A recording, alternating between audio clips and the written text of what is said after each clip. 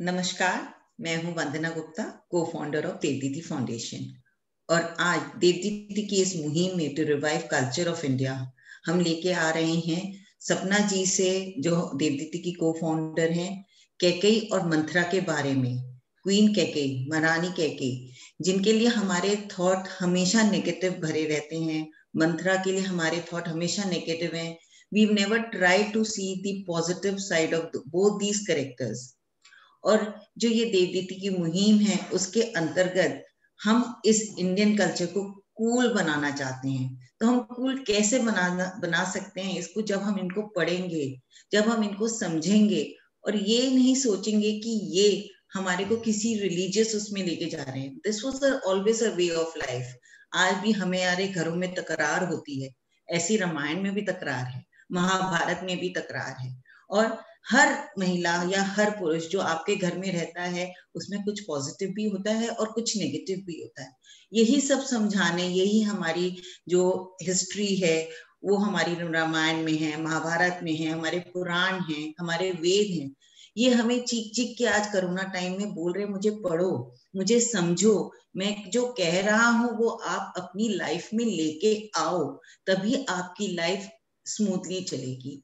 तो आइए सपना जी को वेलकम करते हैं, जो कि हमारे देवदीदी फाउंडेशन की जो ट्रांसफॉर्मेशन सीरीज है उसकी बैकबोन रही है। It was her thought process, and believe me, आज हमारे को ऑलमोस्ट 11 मंथ्स हो गए और today is our 188th session. You can well understand कि कितना हम लोगों ने आप लोगों के करीब आने की कोशिश की है, दूर रह के भी, और आपके समझ अच्छे अच्छे प्रोग्राम लाने की कोशिश की है। सो ओवर टू यू सपना जी, please. Thank you, Vanadi. Give me a second. Let me just figure out the settings. Yeah, you're already pinned. You can unpin me. Yes. Okay, so I'm just going to wear this and फिर मुझे आप लोगों की आवाज नहीं आएगी as usual. तो कुछ भी अगर आपको कहना है तो चैट में कहना पड़ेगा. Okay, so Vanadi has introduced me. She's introduced the session. She has introduced देवदीदी. तो हम क्विकली चलते हैं आगे कि कैकेयी और मंथरा के बारे में जब हम सुनते हैं तो क्या विचार हमारे मन में आते हैं. उससे पहले मैं आपको वहां ले चलती हूँ जब हमारे विवाह हुए थे, शादियां हुई थी और हम लोगों के पास फोन्स नहीं होते थे और हम पूरे घर में एक सिंगल इंस्ट्रूमेंट होता था, वहीं पे जाके हमें फ़ोन करना होता था अगर हमें अपने मायके बात करनी होगी. मोबाइल फ़ोन तो होते ही नहीं थे. आज हर एक के पास मोबाइल फ़ोन है. ये जो इंस्ट्रूमेंट है ना, इसने बहुत अच्छा भी करा है, तो बहुत सारी नेगेटिविटीज़ भी आई हैं. क्या आई हैं, कैसे आई हैं, बताऊँ मैं आपको. तो एक सर्वे हुआ था पंजाब के एक पर्टिकुलर एरिया में, एक सर्वे करा था कि आजकल ये जो विवाह टूट जाते हैं इनके क्या कारण हैं. तो out of all the reasons they identified a mobile phone as one of the biggest reasons. How? जो मिनट मिनट में आजकल हमारी लड़कियां, हमारी महिलाएं, हमारी बहुएं, हमारी बेटियां या हम स्वयं अपने मायके बात करते हैं ना, एक एक सेकंड में कि मम्मा ये हुआ, दीदी ये हुआ, ये भाभी ये हुई, और मिनट मिनट में हमें जो इन्फॉर्मेशन वहां से आती है, और अगर हम वही लागू करने की कोशिश करते हैं अपने ही माहौल में, बगैर सोचे, बगैर समझे, बगैर एनालाइज करे, तो क्या प्रॉब्लम्स होती हैं. प्रॉब्लम वही होती है कि गृहस्थी की जो गाड़ी है, जो दो पहियों से चलती है, अगर एक पहिया कॉन्स्टेंटली बाहर की इंफॉर्मेशन लेके अपनी गृहस्थी में लगाना चाहे और उसी को ठीक समझे और उसी को ठीक समझाए और वही करना चाहे, तो डिस्पैरिटी आ जाती है और फिर वो स्मूथ चल नहीं सकती. तो one of the biggest mobile reasons था मायके का कनेक्शन एक महिला के द्वारा. जब वो एक घर छोड़ के इस घर में आ चुकी है, इसके बावजूद वहाँ का जो एक्सट्रीम इन्फ्लुएंस उसके ऊपर रहता है, और अगर वो उसकी रीजनिंग को कंट्रोल कर लेता है, तो इसका नाम बन जाता है मंथरा. कैसे बन जाता है मंथरा? मंथरा के बारे में वाल्मीकि जी कहते हैं कि मंथरा एक दासी थी, कुबड़ी थी, कुब्जा, और वो आई थी पीहर से, मायके से, कैकेयी के मायके से आई थी. और मंथरा का ना अगला कुछ पता है ना कुछ पिछला पता है. यानी कि वाल्मीकि जी ने कोई हिस्ट्री मेंशन नहीं करी मंथरा की. उन्होंने सिर्फ ये बताया है कि वो कैकेयी के पीहर से आई थी, उनके विवाह के समय आई थी, कैकेयी की धाय थी, यानी कि कैकेयी को उन्होंने पाला पोसा था. तो मंथरा के बारे में तो इतना ही है, अभी इसको एक तरफ रख देते हैं। अब हम देखते हैं कैकेयी कौन थी। कैकेयी बहुत ही जो विवरण है वाल्मीकि की रामायण में, एक्सट्रीमली ब्यूटीफुल और स्ट्रॉन्ग ब्रेव वुमन। जो सब कहते हैं कि हमारी संस्कृति में महिलाओं का स्थान नीचा था, निम्न था, उन्हें सिर्फ कैकेयी की लाइफ को एग्जामिन करना चाहिए तो पता लग जाएगा कि महिलाओं का दर्जा कितना ऊंचा था। कैकेयी सारे युद्ध लड़ती थी। कैकेयी चैरियट को, दशरथ के सारथी थी। कैकेयी को सारे वेपन्स आते थे और नाच गाने में, वाद्यों में, हर तरीके से परिपूर्ण थी। Extremely beautiful, confident, intelligent women, very loving, very caring. ये है कैकेयी का विवरण, है ना। कैकेयी का विवरण आया। और कैकेयी थी कौन? कैकेयी थी अश्वपति महाराज की बिटिया। अश्वपति के कोई बच्चे नहीं होते थे, तो बहुत तपस्या के बाद उन्हें ये वरदान मिला, एक यज्ञ, जैसे दशरथ की लाइफ में आया कि दशरथ के बच्चे, पुत्र नहीं थे, बच्चे नहीं होते थे। सिमिलरली अश्वपति महाराज के, कहते हैं ये कश्मीर के महाराज थे और इनके बच्चे नहीं होते थे। बहुत तपस्या के बाद इन्हें वरदान मिला और इनके ट्विंस हुए, एक युधाजित और कैकेयी। युधाजित जो मामा है, जो भरत के मामा बनेंगे बाद में, उनका भी बहुत विवरण है, बहुत स्ट्रॉन्ग रोल है रामायण में भी और महाभारत में भी। तो युधाजित और कैकेयी जब ये दोनों हो गए तो और उसके बाद उनके 6 पुत्र और हुए। तो 7 पुत्रों में Kaikeyi was the only daughter and Ashwapati ने कैकेयी को वही अपब्रिंगिंग दी जो उन्होंने अपने सब लड़कों को दी थी। तो Kaikeyi was she excelled in all the art of statecraft, in all weapons, अस्त्रों में, शस्त्रों में, घुड़सवारी में, हर तरीके से कैकेयी को बहुत स्ट्रॉन्ग अपब्रिंगिंग मिली थी। और कहते हैं वो एक्सट्रीमली स्ट्रॉन्ग, यानी एक हाथ उनका, कहते हैं वो हीरे की तरह था, वज्र की तरह, very strong lady and extremely beautiful lady. तो ये है कैकेयी का विवरण। अब इसके बाद क्या हुआ कि करीबन 14 साल की थी वो, तो दशरथ ने उनको हंट के दौरान, उस समय बहुत शिकार पे जाते थे हमारे राजा महाराजा, तो दशरथ ने कैकेयी को एक शिकार के समय उन्होंने एक चलती फिरती ग्लिम्स देखी एंड ही वाज स्मिटन। तो जब उन्होंने पता कराया ये कन्या कौन है, तो पता लगा ये अश्वपति की कन्या है। तो वे अश्वपति के घर पहुंच गए, महल में पहुंच गए और उन्होंने उनसे कहा, दशरथ ने कहा मैं आपकी कन्या से विवाह करना चाहता हूँ। तो उन्होंने पूछा आप कौन? तो इन्होंने अपना सारा विवरण बताया। फिर ये कहा कि मेरी सबसे पहली पत्नी है कौशल्या, परंतु कोई भी पुत्र नहीं है, तो मैं पुत्र चाहता हूँ, मैं आपकी कन्या से विवाह करना चाहता हूँ। तो अश्वपति महाराज ने कहा कि ऐसे विवाह मैं नहीं करने दूंगा, ये राज्य शुल्का है। यानी जैसे विवरण आता है महाभारत में कि द्रौपदी वीर्य शुल्का है, यानी कि ब्रेवरी, जो ब्रेवरी दिखाएगा उसको द्रौपदी मिल जाएगी। तो तब वहां पे वो था जो मछलियों का लगाया हुआ था, अर्जुन ने ब्रेवरी दिखाई, उसको बेंधा, उसको मछली की आंख को, तो उनको अर्जुन को दे दिया गया। तो द्रौपदी थी वीर्य शुल्का और कैकेयी को कहा गया है राज्य शुल्का। यानी कि इसका ये मतलब तात्पर्य है कि अश्वपति ने कहा कि जो भी कैकेयी से विवाह करेगा उसे अपना राज्य देना पड़ेगा और कैकेयी के पुत्र को अपना सिंहासन देना पड़ेगा। तो दशरथ जी तो हमारे बहुत जबरदस्त स्मिटन हो चुके थे और इन्फैचुएटेड हो चुके थे, तो उन्होंने तुरंत उनको उनकी शर्त मंजूर कर ली और अश्वपति को कहा ऐसा ही होगा, आपकी पुत्री के पुत्र को ही राज्य सिंहासन मिलेगा। अब ये विवाह हो गया, कैकेयी आ गई यहाँ पे, बहुत बरसों तक फिर बच्चा नहीं हुआ। दशरथ ने तीसरा विवाह करा सुमित्रा के साथ, तो 3 उनकी मेन रानियां हो गई। और कहते हैं वाल्मीकि रामायण में और भी लोगों का जिक्र है, कई कहते हैं कि सिर्फ 3 थी, कई कहते हैं कई रामायणों में कि और भी थी।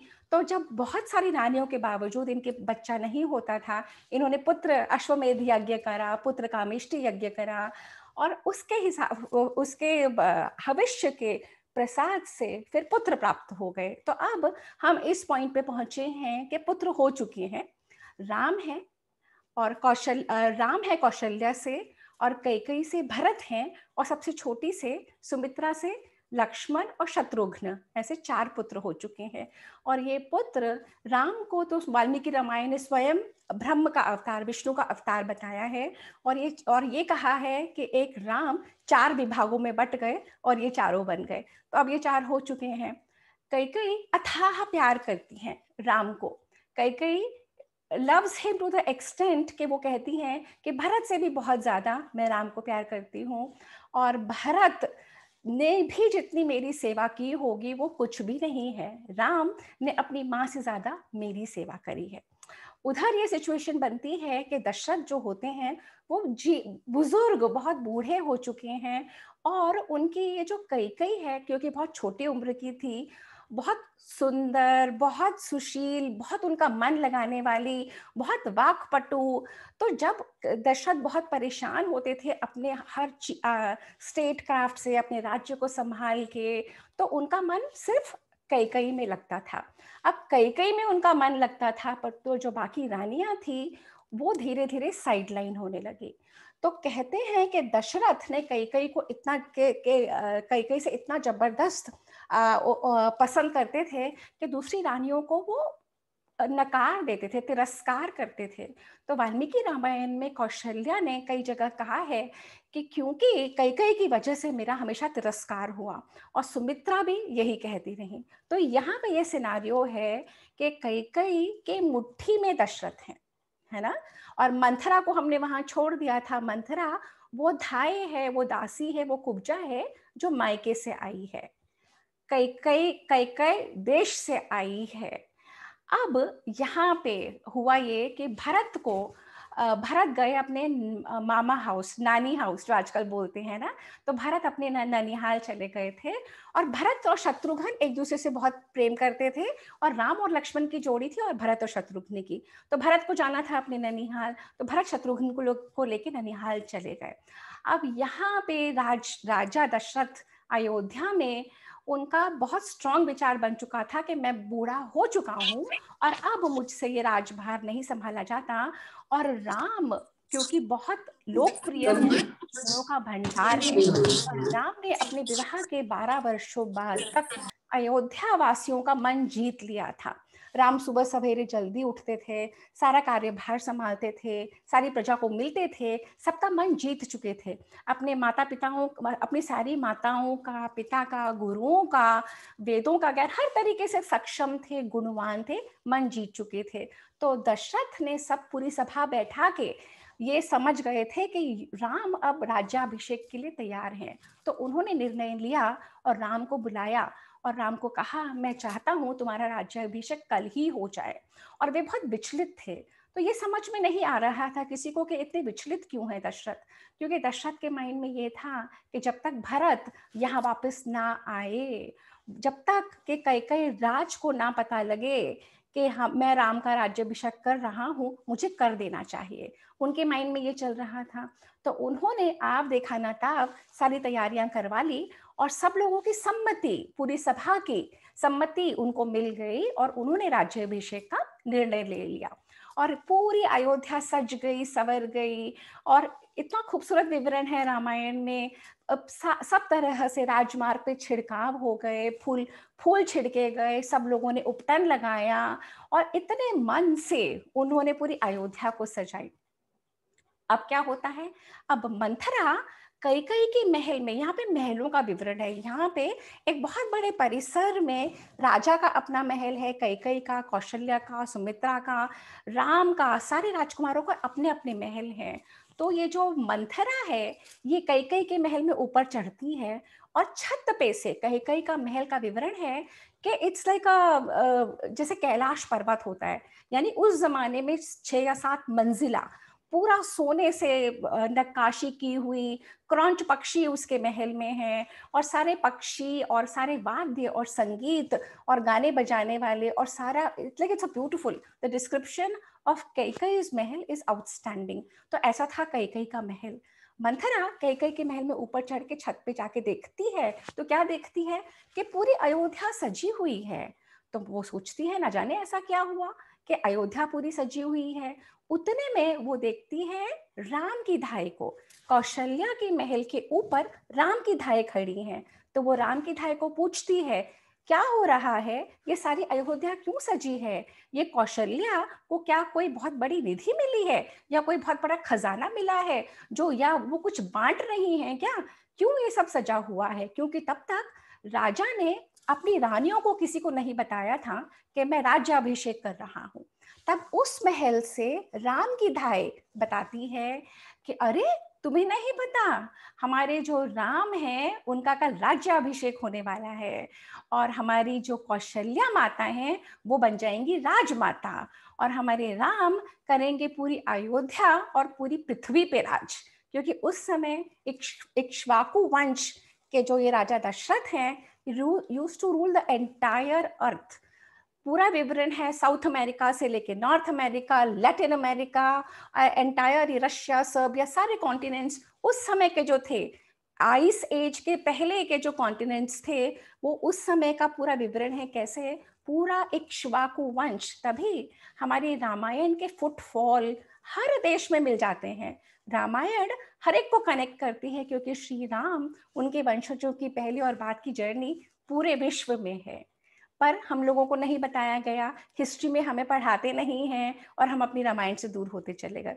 In any case Kaushalya Ram की धाय भरत की धाय को बोल रही है, राम के बारे में बता रही है और मंथरा जल जाती है अंदर से। मंथरा के अंदर ईर्ष्या भर जाती है, मंथरा के अंदर इनसिक्योरिटी भर जाती है और ये भाव आता है कि ये कौशल्या के धाय बड़ा ऊंचा उछल रही है और ये कौशल्या अपने आप को न जाने क्या समझेंगी और मेरी कैकई को कुछ नहीं मिलेगा, मेरी कैकई अगर कुचली गई तो मेरा क्या अस्तित्व होगा, है ना। तो जब वो ये समझती है, उसकी सारी इनसिक्योरिटी अपने आप को लेके होती है और वो सारा उसको बहुत क्लियर है उसकी माइंड में, अगर कैकई की इम्पोर्टेंस है अयोध्या में तो मेरी है, अगर कैकई की नहीं है इम्पोर्टेंस तो मेरी क्या होगी। अब ये सारा मन में कुचाल चल चल के वो महल के नीचे उतरती है और देखती है कि कैकई लेटी हुई है। कैकई अपने बहुत सुंदर कक्ष में सजी सवरी आभूषणों से लदी, आभूषण तो वो इतने पहनती थी कि जैसे आसमान में तारे होते हैं ना, तो कहते हैं उतने आभूषण कैकई पहनती थी अपने पूरे शरीर के ऊपर। तो आभूषणों से लिपटी हुई सजी सवरी सुंदर कैकई आराम कर रही है, सो रही है। तो वो धाय जो कुब्जा मंथरा वो कहती है कैकई को उठा के हिला के उठाती है, ए मूर्खे, यानी इस तरीके से वो बोल सकती है तो उसकी उतनी अथॉरिटी थी कैकई के लाइफ में। मूर्खे, तू सो रही है और तेरा तो सब कुछ लुट गया, सब कुछ बर्बाद हो गया। जिन महाराज को तू अपने अंक में जगह देती थी, जिन महाराज के पास आने से तू इतना गर्व करती थी, वो महाराज आज तेरा अनर्थ कर चुके, तू लुट गई, तू बर्बाद हो गई, हाय हाय हाय करती रही। अब कैकई उठी, कैकई ने कहा ये क्या हुआ, अभी तक तो सब ठीक था और मैं गहरी नींद में सो रही हूँ और ये मंथरा आके मुझे ये सब कह रही है। तो उसने कहा हुआ क्या, तुम्हें किसी ने कुछ काट खाया, कुछ हुआ, तुम्हें क्यों ऐसे क्यों बोले जा रही हो, मैं तुझे बता रही हूँ तेरा सब कुछ बर्बाद हो चुका है, तुझे समझ नहीं है, तू सोती रह। जिन महाराज के ऊपर तू इतना गुमान करती थी ना, अब उन महाराज को देख उन्होंने तेरा क्या हाल किया है। इन एनी केस बहुत ड्रामेटाइज करके मंथरा कैकई को बताती है कि कल तेरी सौत का पुत्र का राज्याभिषेक है। तो वो कहती है कौन, राम का राज्याभिषेक, तो वो कहती है हाँ। तो वो तो बहुत खुश होती है because Kaikeyi actually loves Ram. तो कैकई बहुत खुश होती है और जैसे पहले की रानियां करती थी ना, अपना हार निकालती है बहुमूल्य और मंथरा को देती है, ये ले, ये तेरे लिए, तूने इतनी खुशखबरी मुझे सुनाई, इतनी बड़ी खबर मुझे सुनाई कि मेरा पुत्र, मेरा बड़ा पुत्र का राज्याभिषेक हो रहा है। और मंथरा सर पकड़ के बैठ जाती है, मैं क्या करूं, मैं तुझे कैसे समझाऊं, तुझे अपना भी हित का ध्यान नहीं, तुझे कुछ नहीं पता, तू बिल्कुल भी राजनीति नहीं जानती, तुझे नहीं पता कि जब राम का राज्याभिषेक हो जाएगा तो राम भरत को मरवा देगा, राम तुम लोगों को वन में भेज देगा। अब चक्कर ये है कि कोई भी अगर हमें कंट्रोल करना चाहता है, कोई भी और हमारे घर को तोड़ना चाहता है, कोई भी बाहर का अगर हम पे रूल करना चाहता है, तो वो कैसे करेगा? पहले तो वो हमारे मन में हमारे ही लोगों के लिए बहुत गलत भावना भर देगा कि तुझे नहीं पता तेरी दुनानी कैसी है, तेरी जिठानी कैसी है, तुझे पता है तेरी सास कैसी है या तेरा पति कैसा है। फर्स्ट स्टेप ये होता है, किसी को भी अगर आपकी लाइफ को रूइन करना है, तोड़ना है, खराब करना है, तो this is the first step, alert number 1। तो आज के सेशन में सबसे पहला अलर्ट ये है। मैं आप लोगों से सेशन के बाद पूछूंगी कि कितने मैंने अलर्ट्स बताए। तो सबसे पहला अलर्ट कि जो हितैषी अपने आप को आपका बताता है, वो आपको आपके ही परिवार से तोड़ने की चाल करता है। और वो कैसे करेगा? आपके ही लोगों के बारे में आपके मन में गलत सलत भर के। तो मंथरा आके कैकेयी को बताती है कि तुझको अब देख क्या क्या हाल होगा। राम बैठ जाएगा राज पे, सिंहासन पे, भरत को वो भेज देगा वन में, या भरत को वो मार भी सकता है। तो कैकेयी कहती है क्यों ऐसा करेगा? तो मंथरा बताती है क्योंकि क्रोनोलॉजी में सबसे बड़े हैं राम, उसके बाद है भरत, और फिर है लक्ष्मण शत्रुघ्न। राम तो लक्ष्मण के बहुत फेवरेट है, लक्ष्मण राम के बहुत फेवरेट हैं, इसलिए राम लक्ष्मण को तो कुछ नहीं मारेंगे। और भरत क्योंकि क्रोनोलॉजी में उनके नीचे ही हैं, अगर वो भरत को मरवा देंगे तो निष्कंटक हमेशा के लिए राज्य कर सकेंगे।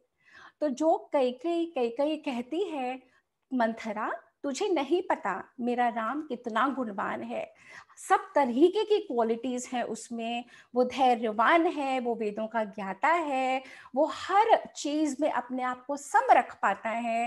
राम ऐसा है कि उसके आचरण में कहीं से किसी भी तरह की कोई भी त्रुटि नहीं है। राम ऐसा है, वो हर समय हर सब लोगों को लेके चलने वाला, मतलब कैकेयी उसके गुणगान राम के करती चली जाती है। और मंथरा जितने कैकेयी राम के गुणगान करती है, उतना ही मंथरा उसकी बुद्धि में भरती चली जाती है उसके अगेंस्ट।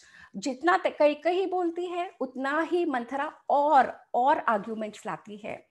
मंथरा कहती है तुझे दुर्बुद्धि, तुझे कुछ नहीं समझ में आता, तूने अपने गुमान की वजह से सुमित्रा और कौशल्या का कितना अपमान करा है, कितना तिरस्कार करा है। तुझे क्या लगता है जब राम को राज्याभिषेक हो जाएगा और कौशल्या राजमाता बन जाएंगी तो वो तुझे छोड़ देंगी?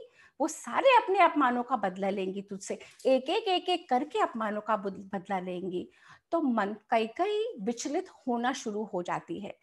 आप ये देखिए अलर्ट नंबर 2 कि जब अटैक कोई करता है तो कांस्टेंट अटैक जब आप करना शुरू कर देते हो, या तो आप में इतनी क्षमता हो कि आप पहली गो में कह सको I am not interested, I don't want to listen to your nonsense, get out.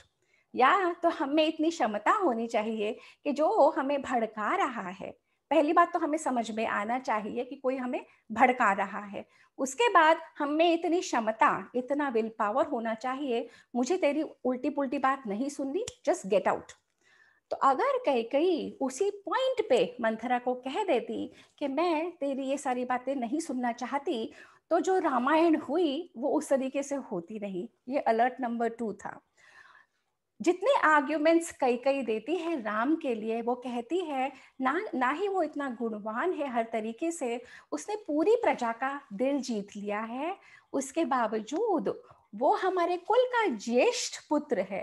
तो हमारे हर कुल की रीति होती है कि जो सबसे बड़ा पुत्र होता है उसे ही राज्याभिषेक मिलता है। तो ऐसी कौन सी बड़ी बात है जो तुम्हारे मन में भरे चले जा रही है? राज्याभिषेक तो सबसे बड़े पुत्र का होगा ही, और अगर उसका हुआ तो बाकी भाई तो उसी के साथ हैं, तो भरत का भी तो हुआ ना।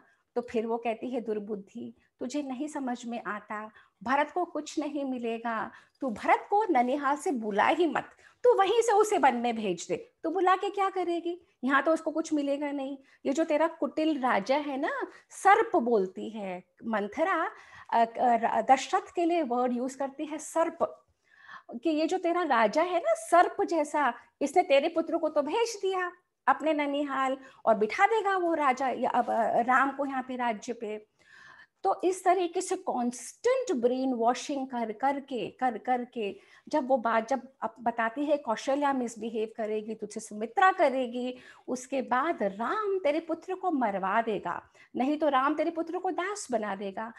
कांस्टेंट जब वो बोलती चली जाती है तो कई कई के मन में कहीं कहीं कहीं लगता है। फिर कई कई जब कंप्लीटली सम्मोहित हो जाती है उससे, तो वो कहती है मंथरा तुम ही तो हो जो मेरा दुख दर्द समझती हो, ये पूरी अयोध्या में कोई मेरा अपना नहीं है, तुम ही तो मेरे मायके से आई हो, तुम्हें ही तो पता है कि मेरे हित में क्या है और तुम ही जानती हो, अब तुम बताओ मैं क्या करूं। अलर्ट नंबर 3, क्या अलर्ट है? जब हम अपनी बुद्धि खो देते हैं और हम सामने वाले से पूछते हैं मैं क्या करूं। अब हमारे घर का विनाश शुरू, हमारी रिलेशनशिप्स का विनाश शुरू जब हम थर्ड पर्सन को कहते हैं मैं क्या करूं, जो हमें ब्रेन वॉश कर रहा है, उससे हम पूछते हैं मैं क्या करूं। ये अलर्ट नंबर 3 है। तो जब कई कई इतनी जबरदस्त ब्रेन वॉश हो जाती है और मंथरा को पूछती है मैं क्या करूं, तो मंथरा कहती है अब ये भी मैं ही बताऊं, इतना भी तुझे नहीं पता, तू तो राजकुल में पैदा हुई है, राजधर्म तुझे पता होना चाहिए, पर कोई बात नहीं मैं तुझे बताती हूँ। मैं तुझे याद दिलाना चाहती हूँ वो दिन जब इंद्र ने दशरथ को बुलाया था युद्ध के लिए, देवासुर संग्राम हो रहा था, युद्ध के लिए बुलाया था और दशरथ की हेल्प मांगी थी और दशरथ तुझे लेके गए थे क्योंकि तू वीर है, तू दशरथ का साथ कंधे से कंधा मिला के चलती है।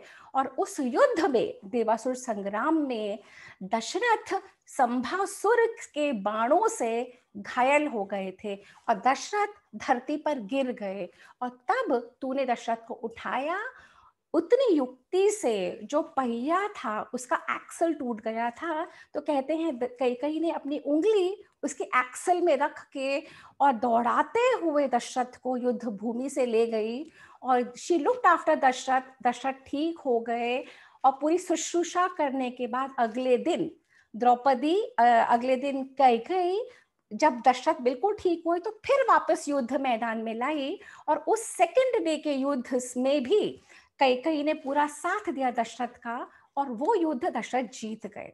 और जब कई दशरथ को लेके वापस अयोध्या आने लगी तब दशरथ ने कहा मैं तुझसे बहुत प्रसन्न हूँ कई, तू बहुत वीर स्त्री है, तूने मेरा भरपूर सहयोग दिया है, तू मांग मुझसे कुछ मांग, मैं तुझे 2 वर देता हूँ।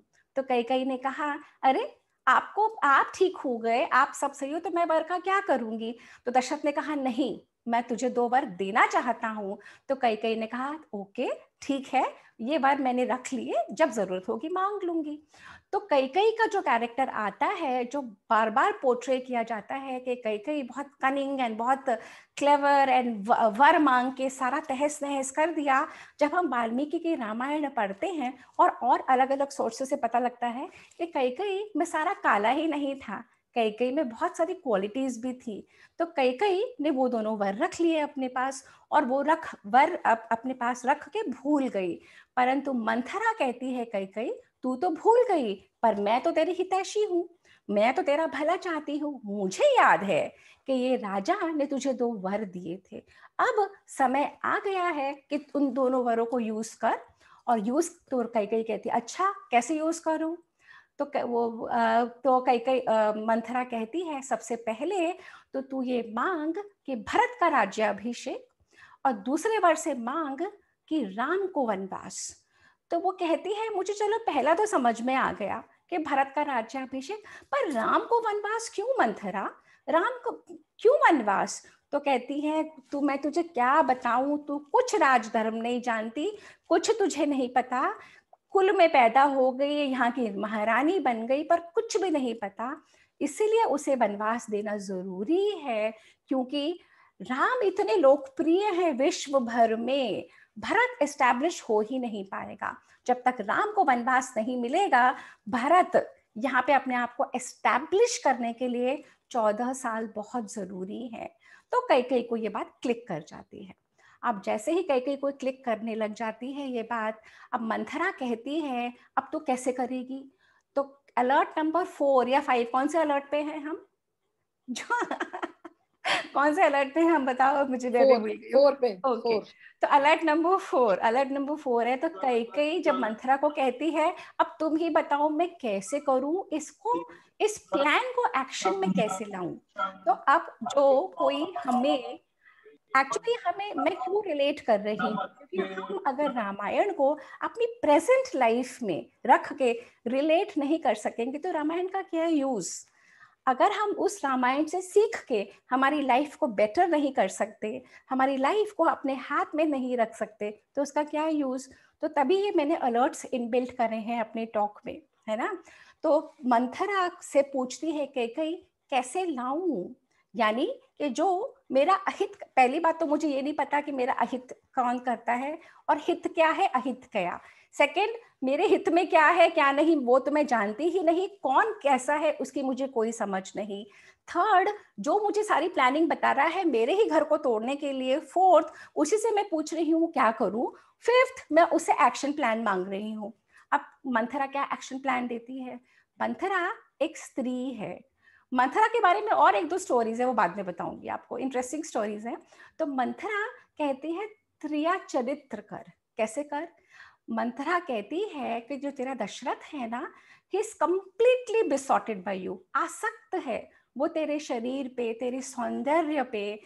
तू जिस तरीके से उसको रिझाती है, रखती है, जो तू उसके साथ टाइम स्पेंड करती है, जिस तरीके से वो आसक्त है तुझसे। तो तू क्या कर, तू सारे अपने जेवर उतार, कोप भवन में जा और सारे अपने जेवरों को वहां पे छितरा दे, अपने केशों को, अपने सुंदर वेणु को खोल दे और सारे केशों को फैला ले और फर्श पे, जमीन पे लेट जाना, शैया पे बिल्कुल मत सोना। उसके बाद जब दशरथ वहां पे आएंगे तो उनकी तरफ देखना मत। उसके बाद जब दशरथ तेरे से बार बार पूछेंगे प्रिय क्या हुआ क्या हुआ क्या हुआ, तो जवाब देना मत। उसके बाद दशरथ तुझे प्रलोभन देंगे एक के बाद एक कि तुम हीरे मोती ले लो, रूबीज ले लो, यहाँ का राज्य तुमको दे देता हूँ, पूरे विश्व का मैं ये कर देता हूँ, वो सब तेरे को प्रलोभन देंगे, उसमें आना मत। जब राजा पूरी तरीके से तेरी मुट्ठी में होंगे, सबसे लास्ट अस्त्र है कि तू उनसे प्रतिज्ञा करवाना, कि वो अपने दोनों वर को दे, है ना। ऐसे छोटी मोटी बातों में मत आके फंस जाना कि वो दोनों वर ना मिले। तो पूरी सेटिंग्स कर देती है वो क्रिएट, और मंथरा पूरी सेटिंग क्रिएट कर देती है मेंटली। और कैकेयी क्योंकि टोटली कंप्लीटली इन्फ्लुएंस में आ चुकी होती है मंथरा के, और like a good student Kaikeyi बैठती है 15-20 मिनट, बैठ के सिर्फ मनन करती है और पूरा प्लान कर लेती है अपने मन में, और अपने कक्ष में से उठती है और खूब गुस्से। और जो रामायण में वाल्मीकि लिखते हैं ना, बड़ा खूबसूरत है। तो पहले वो अपना फेस का एक्सप्रेशन सेट करती है, अपनी बाहों को टेढ़ा कर लेती है, बिकॉज वो कैरेक्टर में उतरना चाहती है। तो she builds up that anger from with in, और जब वो बिल्ड अप कर लेती है वो एंगर फ्रॉम विद इन, तो वो क्रोधित होके और वहां से निकलती है अपने कक्ष से और कोप भवन में पहुंच जाती है। अब ये कोप भवन ना बड़ा सुंदर अरेंजमेंट है, बड़े बड़े राजा, बड़े बड़े उनके महल, और बहुत सुंदर अरेंजमेंट है कि पूरा एक कक्ष अलग है, और जो कोई उसमें जाएगा तो राजा अलर्ट, ये अलर्ट राजा के लिए है, भैया तुम्हारी एक रानी गई कोप भवन में, अब कर ले बेटा, और भी बाहर चाहे जाओ करे जाओ। तो वो चली गई कोप भवन में। कोप भवन में जाके and she is arranged herself, जैसे मंथरा ने सिखाया था। तो पूरे वहां पे वो सारे जेवर और उनके जो वस्त्र हैं, और अपने वस्त्र उतार के मलिन वस्त्र पहन लेना, क्योंकि वो जो रानियों के वस्त्र होते हैं वो मत पहनना। सजी सवरी सुंदर जो तुम हमेशा बनी रहती हो वैसे मत रहना, सब कुछ चेंज होना चाहिए, तब तुम रजिस्टर करोगी। ये मंथरा सिखा देती है, और कई वैसा ही करती है। मलिन वस्त्र पहन के और सारे अपने आभूषणों को कोप भवन तक पहन के जाती है, वहीं वो कर देती है, अपने बालों को खेल देती है, तो लेट जाती है ऐसे हाथ करके। और जब ये आते हैं राजा, अब ये राजा आते हैं तो सबसे पहले जैसा उनका रोज का रूटीन होता है, वो जाते हैं कैकेयी के महल में, और वहां पे महल में देखते हैं ये तो है ही नहीं, और ऐसा कभी नहीं हुआ कि महारानी नहीं मिले। अब हमारे हस्बैंड्स तो घर में आते हो, हम कितनी बार होते ही नहीं है घरों में, हम अपना घर पर उस समय कई हमेशा अवेलेबल थी कि कब राजा आएंगे और कब मैं उनका स्वागत करूंगी। तो उस दिन वो नहीं थी और राजा का माथा ठनका। तो राजा ने पूछा और उसे, तो उन्होंने कहा, एक दासी ने बड़े डरते डरते कहा कि महारानी बहुत क्रुद्ध होके गई हैं। और राजा ने तो सर पकड़ लिया। अब राजा गए कोप भवन में राजा ने कई को देखा। कई को देख के, क्योंकि रामायण, वाल्मीकि रामायण में दशरथ के लिए बार बार शब्द यूज किया गया है, काम पीड़ित दशरथ, काम से मोहित दशरथ, कामातुर दशरथ, कम से कम 8 या 10 बार दशरथ के लिए काम का वर्ड यूज करा है. So that sensuality of Kaikeyi's body lying like that, and Dashrath goes all excited and mad. और दशरथ कहता है प्रिय तुम्हें क्या हुआ, और उनके केशों पे हाथ फेरता है, बदन पे हाथ फेरता है, हर तरीके से मनाने की, रिझाने की, सब कुछ की कोशिश करता है. जैसे जैसे मंथरा ने कहा था, दशरथ वही सब करते हैं, प्लीड करते हैं, गिड़गिड़ाते हैं, मनाते हैं, प्रलोभन देते हैं, सब कुछ देते हैं, पर ये तो पक्की हो चुकी है, ये रिबेल बन चुकी थी. मंथरा ने इसको इतना जबरदस्त ब्रेन वॉश कर दिया था कि इसकी sense of sanity, sense of clarity सब कुछ खो चुकी थी, और सिर्फ एक उद्देश्य बचा था, और वो था भरत का राज्याभिषेक और राम का वनवास. Other than that, she had no other agenda. That was very clear. तो 2-3 सर्गों में यही चलता रहता है. कई को बार बार कई चुप रहती है, एक शब्द नहीं बोलती. दशरथ बार बार कहते हैं, तू बता मैं कौन सा ऐसा अवध्य जो नहीं मारने योग्य है, उसको भी मैं तेरे लिए मार सकता हूँ. दशरथ प्रॉमिस पे प्रॉमिस करते चले जाते हैं. दशरथ कहते हैं तू जो कहेगी मैं करूंगा, तू जिसको कहेगी मैं मरवा दूंगा, तू जिसको कहेगी मैं वो करवा दूंगा. दशरथ फिर भी नहीं रियलाइज कर पाते. पर जब फिर दशरथ कहते हैं कि मैं प्रतिज्ञा करता हूँ कि तू मेरे लिए सबसे प्रिय है, परंतु तुझसे भी प्रिय मेरे लिए राम है, और मैं राम की प्रतिज्ञा कहा के कहता हूँ, सौगंध खा के कहता हूँ कि मैं तुझे, जो तुझे चाहिए तुझे मिलेगा, तू बोल तो सही. तब ये खोलती है अपना मुंह कई और कहती है कि जो तुमने मुझे 2 वर दिए थे देवासुर संग्राम के समय, आज वो समय आ गया है कि मुझे वो चाहिए, और तुम्ही ने प्रतिज्ञा की है. ये सूरज, तारे, चांद, आसमान, ये सारे पृथ्वी पे जितने लोग हैं, ये सब इस बात के साक्षी हैं कि तुमने आज प्रतिज्ञा की है कि तुम अपने वो 2 वर मुझे दोगे. तो इसको पक्का करके वो 2 वर मांगती है, और 2 वर में मांगती है भरत का राज्याभिषेक और राम का वनवास. और दशरथ हो जाते हैं बिल्कुल बेसुध. दशरथ सोच भी नहीं पाते कि कोई स्त्री कई जो इतना प्यार करती थी राम को, आज ऐसा मांगेगी मुझसे. और बहुत सारे स्टेप्स के बाद दिखाते हैं, जितना दशरथ गिड़गिड़ाते हैं उतना कई रिबेल बनती चली जाती है. जितना दशरथ उसको प्रलोभन देते हैं उतनी ही कई अपने आप को और स्ट्रेंथन कर लेती है कि मुझे तो ये ही चाहिए. और दशरथ कहते हैं कि मैंने किस पापिन से शादी कर ली, मैंने किस सर्पिनी, वो जिसका शरीर, जिसकी आत्मा, जिसका मन उनको बहुत प्रिय था, एक सेकंड में ही उसको वो हेट करने लग जाते हैं. ये जब आसक्ति होती है ना, जो इतना स्ट्रॉन्ग इमोशनल अटैचमेंट होता है, कैसे ये ऑपोजिट रूप ले लेता है. जिसको हम सबसे ज्यादा प्यार करते हैं, कैसे वो खत्म हो जाता है. रामायण, ये जो कैकेयी का विवरण है, बिल्कुल उसी का है. और वो कैकेयी जो दशरथ के मन की रानी थी और यहाँ रहती थी, अब जमीन पे आ जाती है. बिल्कुल दशरथ कहते हैं तू मुझसे जो मांग रही है वो नहीं होगा, और अगर हुआ तो मेरे प्राणों पे होगा. तो कहते हैं मुझे कोई परवाह नहीं. तब दशरथ कहते हैं कि तू बिल्कुल अपनी माँ की तरह है. तब एक स्टोरी ये आती है कि जो अश्वपति थे, जिनकी बेटी कैकेयी है, अश्वपति और कैकेयी की माँ एक बार वन में जा रहे थे. स्टोरी के अंदर स्टोरी है. अश्वपति और कैकेयी की मदर, मैं उनका नाम अभी भूल रही हूँ, वन में जा रहे थे, और उस वन में अश्वपति को एक वरदान मिला हुआ था कि वे सारे पक्षियों की भाषा समझ सकते हैं. तो अश्व पर ये भी उस ऋषि ने कहा था, तुम समझ सकते हो, पर तुमने अगर ये बात किसी और को बताई, पक्षियों की भाषा, तो तुम्हारी मृत्यु हो जाएगी. तो कैकेयी की मदर कि जो माँ थी वो अपने पति को देख लेती है मुस्कुराते हुए, तो कहती है क्यों, क्या हुआ, इस पक्षी ने क्या कहा? तो उस अश्वपति ने कहा, जो भी कुछ कहा मैं तुम्हें नहीं बता सकता, तुम जानती हो ना, अगर मैं बताऊंगा तो मेरी मृत्यु हो जाएगी। तो कैकेयी की मदर तब कहती है, तो क्या हुआ, मुझे कोई परवाह नहीं, मुझे तो जानना है कि तुमको उन पक्षियों की बात क्या समझ में आई।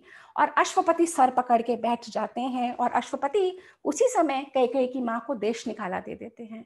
तो दशरथ ये वाला पॉइंट अब बता रहे हैं कैकेयी को कि तू बिल्कुल अपनी माँ के जैसी है, तेरी माँ को बिल्कुल अपने कुल की, अपने पति की, अपने किसी चीज की चिंता नहीं थी, तूने भी आज वही रूप दिखाया है। मैं बार बार कह रहा हूँ कि अगर राम चला गया तो मैं भी मर जाऊंगा, पुत्र शोक में मेरी भी मृत्यु होगी। वो कहती है मुझे कोई परवाह नहीं। तो इस तरीके से जो कैकेयी का कैरेक्टर है, जो बार बार इन एनी केस इस जो है, फिर राम, वो कैकेयी मानती नहीं, उनको देना पड़ता है, दोनों वर देने पड़ते हैं और राम का को वन गमन करना पड़ता है। और उधर भरत और राम वन चले जाते हैं, दशरथ की मृत्यु हो जाती है, उसके उपरांत भरत आते हैं। और भरत कहते, जब कुछ एपिसोड्स के बाद भरत कहते हैं अपनी माँ को, मेरे पिता कहाँ हैं और मेरा भाई कहाँ है, तब कैकेयी उस पॉइंट पे, क्योंकि कैकेयी का जो रूप था वो इनोसेंट लड़की जो प्यार करती है राम को, अपने पति को, अयोध्या को, वो मंथरा के कहे में आके इतना बदल चुकी होती है कि जब महाराज की मृत्यु हो जाती है और जब भरत आता है उसके बाद, और भरत कहता है कि माँ, पिताजी कहाँ है, तो वो सबसे पहले भरत से पूछती है मेरे पीहर में सब ठीक है, मेरे पिताजी ठीक है, मेरे मामा ठीक है, तेरे मामा ठीक है, वहां पे सब ठीक है, तू ठीक से आ गया। भरत कहता है माँ मेरे पिताजी कहाँ है, मेरा भाई कहाँ है, और कैकेयी जवाब पे अपने पीहर वालों का ही पूछती रह जाती है। और जब भरत कहता है माँ मुझे बताओ मेरे पिताजी कहाँ हैं, तब कहती है कि बेटा तेरे पिताजी तो ऊपर चले गए। तो भरत कहता है ये इतनी बड़ी बात और तुम मुझे अब बता रही हो, सारे अपने पीहर वालों की बात पूछ के। तो जो कैकेयी का जो रूप पलटता है, जो बुद्धि पलटती है, वो एक पर्टिकुलर पॉइंट के बाद जब मंथरा उसको टोटली ओवरटेक कर लेती है और फिर किस डायरेक्शन में वो चली जाती है, और फिर भरत बहुत प्रताड़ित करता है कैकेयी को। भरत कहता है जिस राज्य के लिए तुमने मेरे पिता के साथ, मेरे भाई के साथ ये करा, वो राज्य तुम्हें मुबारक, मैं तो रहूंगा नहीं यहाँ पे, मैं अपने प्राण त्याग दूंगा, मैं वन में जा रहा हूँ, मैं वहां चला जाऊंगा, वहां जाके मैं अपने भाई को भेजूंगा, मुझे तुमसे कोई मतलब नहीं, तुम उल्टा और डाइन और पापिन और ना जाने क्या क्या वो समझाने की कोशिश करती है, बेटा मैंने ये सब तेरे लिए करा। तो वो कहता है क्यों, मैं राजा, मैं, आपको पता है कि ये इक्ष्वाकु वंश है, रघुकुल है, यहाँ पे भाई भाई सब इकट्ठा रहते हैं, तुम्हें हमें लड़ा के, हमें भिड़ा के, हमें अलग करके, और तुम सोचती हो मैं राज्य पे बैठ जाऊंगा और मेरा भाई वहां पे वन में, और तुमने सोच लिया कि मैं इसमें शामिल हो जाऊंगा, तुमने सोचा कैसे, तुम्हारी बुद्धि। तो पॉइंट वो आता है कि एक लेडी के लाइफ में कि वो अपने बेटे को बैठाना चाहती थी, अपने बेटे के लिए सब कुछ करना चाहती थी, पर at in her own mind the insecurity, जो मंथरा की इनसिक्योरिटी थी, वो इनसिक्योरिटी कैकेयी के ऊपर आ गई थी और वो कौशल्या के नीचे नहीं रहना चाहती थी। और ये सारा षड्यंत्र रच के, सारा जाल रच के, अब कैकेयी के पास ना तो पति रहा, विधवा हो गई, ना बेटा उसका अपना रहा, ना कोई इज्जत रहे, ना कोई साख रहे, ना घर रहा, ना परिवार रहा। और अगर किसी लेडी के घर में के लाइफ में अपना ही परिवार नहीं होता ना, पीहर में भी उसकी इज्जत नहीं होती, मायके में भी कोई उसकी इज्जत नहीं करता। अगर हम स्वयं अपनी गृहस्थी को, अपनी जो भी लाइफ है, जो भी एक कपल की लाइफ होती है और ससुराल में जो भी लाइफ होती है, अगर लेडी वो नहीं संभाल पाती, तो फॉर वट एवर रीजन्स, जो भी सबकी लाइफ के अपने अपने रीजंस हैं, अगर हम अपना जीवन, अपनी गृहस्थी को नहीं संभाल पाते, तो बाहर वाले जो आके तोड़ने का काम करते हैं, उनका जॉब तो डन है और वो लोग अब कर करके अपना चले जाएंगे और हमारी लाइफ टोटली डिसरप्टेड। और वही लड़की की फिर पीहर में भी इज्जत नहीं होती। तो Kaikeyi, can you give me a time check? Okay, so Kaikeyi, I will open the so Kaikeyi and Manthara की लाइफ से जो हमें सीखने को आता है, बहुत खूबसूरत, बहुत अच्छी, बहुत संभ्रांत महिला किस तरीके से ब्रेन वॉश होके, और क्या उनका रुख और क्या रूप हो गया कि आज युगों के बाद भी कोई भी अपनी कन्या का नाम कैकेयी नहीं रखता। और कैकेयी की एक ही इमेज, एक ही हमारे माइंड में एक ही जो इमेज बन चुकी है, वो इतनी स्ट्रांग हो चुकी है इतने युगों के बावजूद। तो रामायण के जो लेसन्स हैं वो हमारे लिए यही हैं। जितने भी अलर्ट इनबिल्ट किए थे मैंने अपनी टॉक में, वो हम सबको शेक करने के लिए हैं कि हमारी लाइफ में ऐसी कोई मंथराएं हैं क्या, और अगर ऐसी कोई मंथराएं हैं तो हम अब तक अगर नहीं समझे, अब हम समझ के क्या स्टेप्स ले सकते हैं करेक्टिव। सेकेंडली, हम किसी और की लाइफ में ऐसी मंथरा हैं क्या, अगर हम किसी और की लाइफ में ऐसी मंथरा का रोल प्ले कर रहे हैं, तो जो मंथरा का हाल होता है जब शत्रुघ्न आते हैं, भरत के साथ शत्रुघ्न आते हैं और महल में मंथरा, क्योंकि कैकेयी बहुत प्रसन्न होती है, कैकेयी कहती है मैं सारी कुब्जाओं को सजाऊंगी, मैं तेरे कुब्जा जो कुबड़ है उसको गहनों से लाद दूंगी, मैं तुझे माला माल कर दूंगी, तूने मुझे इतना अच्छा प्लान बताया कि मैं वर मांग के भरत को राज्याभिषेक दे सकती हूँ और राम का वनवास, तो सारी कुब्जाओं की बहुत इज्जत हो जाएगी। तो उसने कैकेयी ने मंथरा को माला माल कर दिया था। तो रामायण में विवरण है कि वो पैलेस में कैकेयी के घूम रही है, उतने में शत्रुघ्न आते हैं और शत्रुघ्न उसको पकड़ के लाते हैं और उसे मारना चाहते हैं और बहुत जोर से लात मारना चाहते हैं। तब भरत रोकते हैं और कहते हैं रघुकुल में, हमारे इस देश में, ये आर्यवंश में ऐसी प्रथा है, हम महिला के ऊपर हाथ नहीं उठाते, तुम इसको नहीं मार सकते, तुम्हें इसको क्षमा करना पड़ेगा। पर वो तब की बात थी। तो हमें ये एनालाइज करना है कि हमारी लाइफ की मंथरा कौन है, और हमें ही एनालाइज करना है हम किसी और की लाइफ में मंथरा तो नहीं है। और कैकेयी की लाइफ से हमें ये समझना होगा कि हमें किसी को भी इतना पावर नहीं देना कि वो हमको टोटली कंट्रोल कर ले, और हमारी जो अपनी मेंटल एक्टिविटीज है, हमारी अपनी समझ है, हमारी वो समझ खोती चली जाए। So I've opened the floor for questions. Anybody has a question to ask or a comment to make? भाभी, I would like to add something. हाँ जी। आप ज्यादा बता पाओगे कि whether I'm right or not. हम्म, जो मेरी समझ में आया, जो कैकेयी इतनी स्ट्रॉन्ग कैरेक्टर थी एंड सडनली उसकी बुद्धि वो विनाश हो जाती है, तो वजह ये थी कि ये बहुत प्राउड थी कि इनके आगे राजा दशरथ किसी को भी नहीं देखते थे, और ये कैकेयी को और अदर और दूसरी रानियों को हमेशा ही क्रिटिसाइज करती रहती थी। शी वॉज ऑलवेज एक्चुअली में अपने आप को आगे, अपने आप को बड़ा समझती थी कि राजा दशरथ इन्हीं के प्रति आसक्त हैं। तो इन्होंने कैकेयी, सुमित्रा और जो बाकी रानियां थी, इसमें जिक्र है सहस्त्र रानियों का, स्त्रियों का, दशरथ की। तो बाकी रानियां भी कैकेयी से जलती थी इस बात पे, क्योंकि कैकेयी उनको जो मर्जी उल्टा सीधा सुना देती थी।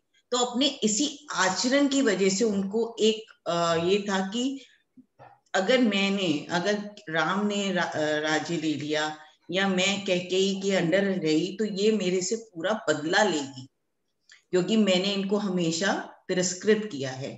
तो वो जो इनके अपने अंदर जो हीन भावना थी, जिस वजह से उन्हें ये इजीली मोड़ कर पाई मंथरा, वाज दिस। तो एक लेसन हमें ये भी मिलता है कि हमारे में कोई भी कितनी भी अच्छाइयां हो, हम चाहे किसी से कितने भी ऊंचे हों, उसको प्राउड होके हमें दूसरों को तिरस्कृत नहीं करना चाहिए।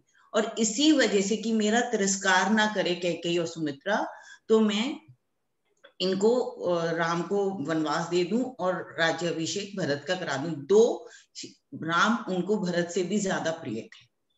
This is what I.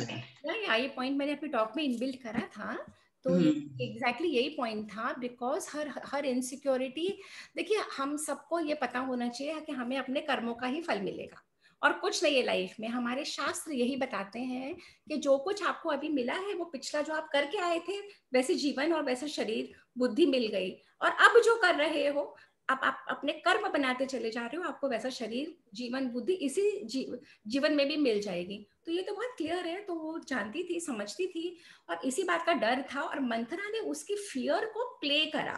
Play Manthara किया, को अपनी सिचुएशन चाहिए थी, Manthara played on her fears. तो हमारी जो फियर और इनसिक्योरिटी कब होती है? जब हम धर्म के रास्ते पे नहीं चलते, जब हमें पता है कि हम गलत कर रहे हैं, जब हमें पता है हम अपने धर्म के विरुद्ध जा रहे हैं, तो हमारी ये चीज होंगी ही। तो हमें कहाँ वॉचफुल और कहाँ अलर्ट जो बिल्ड करे थे। अब मुझे कौन अलर्ट बताएगा कौन से थे? पारुल तुम बताओगी? Miss Sumati ji, she's saying you were going to share mantra stories. अच्छा, So, do we have time mantra की story के लिए? Very quickly I tell you. तो मंथरा तो वाल्मीकि रामायण में तो वाल्मीकि जी ने कहा है, इसका आता पता कुछ नहीं था, इसकी कोई हिस्ट्री नहीं पता, ये कई कई से आई थी। पर 2-4 जगह जो मैंने अध्ययन कर रही थी, वहां पे ये विवरण था कि अश्वपति जो कई के फादर थे, उनके brother Virbhadra, I am forgetting the name, जो वो थे, उनकी बेटी थी रेखा। रेखा नाम की जो कन्या थी, बहुत सुंदर थी, बहुत होशियार थी, बहुत इंटेलिजेंट थी, पर वो चाहती थी कि हमेशा वो एक सी ही बनी रहे, कभी बूढ़ी नहीं हो। तो उसने, कहते हैं, कोई त्रिदोष के लिए कोई द्रव्य उसने पी लिया, और जब उसने वो पिया तो उसका शरीर विकृत हो गया, और शरीर विकृत होके वो मंथरा बन गई। और जब वो, उसका नाम मंथरा रखा गया जब वो मंथरा बन गई। पर कैकेयी और वो दोनों बहुत क्लोज फ्रेंड्स थी, तो कैकेयी ने उसके बाद छोड़ा नहीं उस रेखा को जो मंथरा बन चुकी थी, और कैकेयी अपने साथ ले आई। ये एक स्टोरी है। और रामचरितमानस में तो ये मैं बताना भूल गई, रामचरितमानस में तुलसीदास जी कहते हैं कि मंथरा की बुद्धि सरस्वती ने आके फेरी। क्यों फेरी? सरस्वती, वो कहते हैं, सरस्वती के पास सारे देवता पहुंचे, ये क्या हो रहा है, राम का राज्याभिषेक हो जाएगा तो राम वन में नहीं जाएंगे, तो रावण को कौन मारेगा, असुरों का नाश कैसे होगा। तो कहते हैं देवताओं ने सरस्वती की आराधना की, सरस्वती ने जाके मंथरा की बुद्धि फेर दी, और मंथरा ने जाके कैकेयी की बुद्धि फेरी। ये एक दूसरी स्टोरी, एक दूसरी तरीके से है जो रामचरितमानस में प्रेजेंट किया गया है। That's all what we have time for now. Anybody else has any question और एनीथिंग विशेस टू से? हाँ जी, ये क्या बोल रहे हैं? It is said that Dwapar Yug Devaki was the incarnation of Kaikeyi and Yashoda was the incarnation of Kaushala. It very well can be. It very well could be. Kaikeyi was very intelligent and a great companion. Yes, because जो दशरथ सीख करते थे ना, दशरथ कहते कि हर एक, जब कोई हस्बैंड आता है घर में या कोई वाइफ, अगर आप अपने हस्बैंड को गुड टाइम दे सकते हो, अच्छी companionship, fun moments, light moments, अगर पति घर में आया, आते से आप बॉम्बार्ड करना शुरू हो गए, और अगर आपने वो अच्छा माहौल, एक अच्छा चीज नहीं दिया जो पति सीख करता है, तो दशरथ को वो कैकेयी में मिलती थी। बाकी सब रानियों से के अपेक्षा दशरथ को वो कैकेयी में कंपेनियनशिप, फन, लाफ्टर, ये चीजें मिलती थी। And because she was extremely beautiful and intelligent, so झुकाव होता चला गया। एंड बिकॉज दशरथ एक के प्रति इतने आसक्त थे, तो दूसरों के साथ पार्शियलिटी हो जाती है ना। पार्शियलिटी में तभी दशरथ राम के पिता हैं, परंतु राम मर्यादा पुरुषोत्तम और भगवान। दशरथ के लिए कामी वर्ड, दशरथ बिना सोचे समझे वर देते थे। दशरथ के लिए जो जो एपिथेट्स यूज किए गए हैं रामायण में, और रामायण हमारी इतिहास है, हमारा जो देश में इतिहास है उससे हम सीखते हैं। वो सिर्फ क्रोनोलॉजी नहीं है कि फला फला साल में ये हुआ, उसके बाद ये डायनेस्टी, फिर ये कुल, फिर ये मरे, जो हमें वेस्टर्नाइज्ड गेज से हिस्ट्री सिखाते हैं कि रट्टा करो, एग्जाम में लिखो और भूल जाओ। हमारा इतिहास ऐसा ही हुआ था। इससे हमें प्रेरणा मिलती है क्या क्या सीखें और अपना जीवन कैसे चलाएं। और ये कथाओं के रूप में है, और कथाएं अनंत हैं, एक ही कथा को 100 तरीके से बता सकते हैं। तो जितना मैं अपनी तरफ से कोशिश करके। हाँ जी, और क्या पॉइंट आया है किसी का? Ashima, every incident has some reason. Yes, जैसे आशिमा, वेरी ट्रू। राम के वनवास के लिए कई एक कारण बनी। एक कारण ये है, कहते हैं कि दशरथ, जब दशरथ ने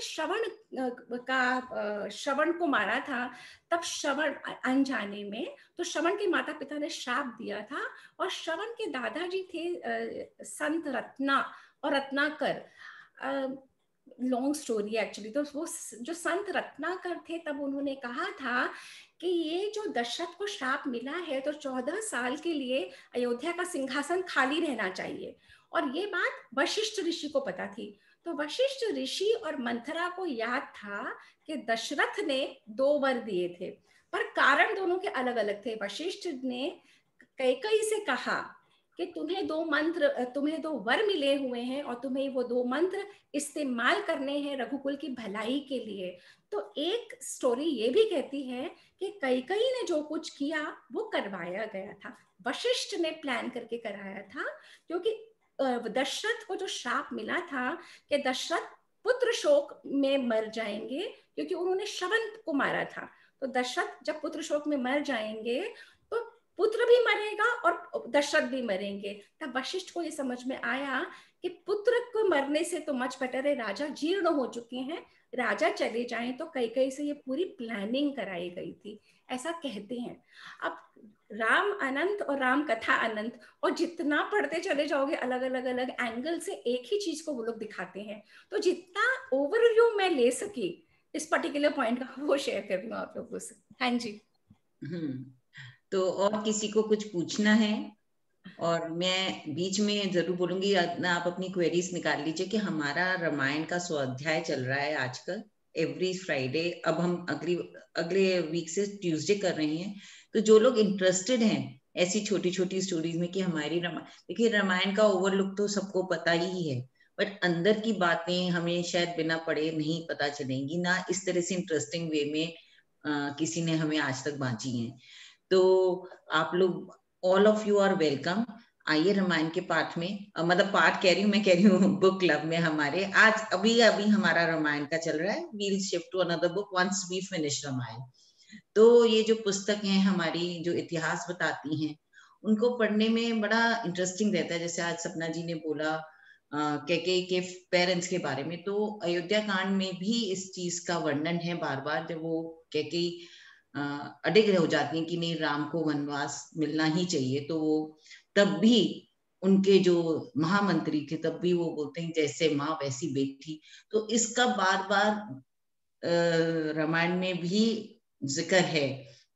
तो अंदर की जो मुझे पहली बार ये स्टोरी पता चली जब मैंने खुद रामायण का पाठ करा, ऐसी मुझे 3-4 स्टोरीज पता चली जो मैं अभी अयोध्या कांड पढ़ रही हूँ। तो उसमें मुझे दो वेरी न्यू टू मी, तो they may be new to you also, so we can all join that book club. So अब किसी की कोई क्वेरी हो तो please come up. Where can I see other Ramayana videos, Navina? They're all on our YouTube channel, Devditi's YouTube channel. And if at all कोई रह गया होगा, they're all there. Mostly all are there on Devditi Foundation YouTube channel. आप YouTube पे जाए, सिर्फ वो करिएगा, आपको मिल जाएगी। और अगर आप लोग हमारे सेशन से जुड़ना चाहते हैं तो आप हमें चैट पे अपना नंबर दे देंगे तो हम आपको भेज दिया करेंगे लिंक, है ना? So I think Mandana, we can wind up. We are done. Anybody? Any query as such? मेरे ख्याल से तो है नहीं भाभी किसी की। It was amazing. बिल्कुल आंखों के देखा हाल बोलते हैं ना, आंखों के आगे पिक्चर होती है, and I really enjoy. वही मुझे स्वाध्याय में ना, I don't want to miss anything because I really enjoy listening to. सब लोग इतनी मेहनत करते हैं ना, तो मेरे को लगता है मैं सुन लूं मेरे को अच्छे से, मैं खुद नहीं पढ़। पता है पारुल, जैसे मुझे प्रेजेंट करना है परसों, समझ नहीं आ रहा क्या छोड़ूं क्या बोलूं।